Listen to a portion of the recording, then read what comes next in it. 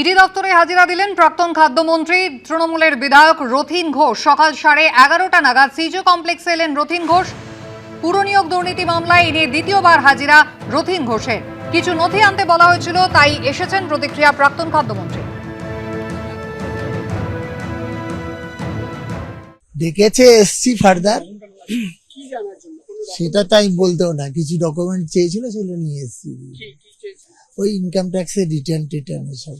আর আজকে প্রথম দিন আপনাকে তো দফায় জিজ্ঞাসাবাদ করলো, তো প্রথম দিন জিজ্ঞাসাবাদের পর এমন কিছু হয়ে গেছে যেটা বাকি রয়ে গেছে, সেটা তো বলতে পারবো না, এটা ওনারা ভালো বলতে পারবেন। এটা কি মধ্যমগ্রাম পৌরসভাতে চাকরি হয়েছিল? হ্যাঁ হ্যাঁ, কি জানতে চাইছে আপনার কাছ থেকে? ওই ব্যাপারে কিছু জানতে চাইনি এখন। তাহলে কি জানতে চেয়েছে?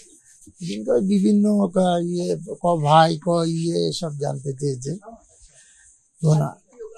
আজকে ডাকলো, হ্যাঁ, আজকে স্পেসিফিক কিছু জানার না কিছু জানার জন্য ডেকেছে, আসছি।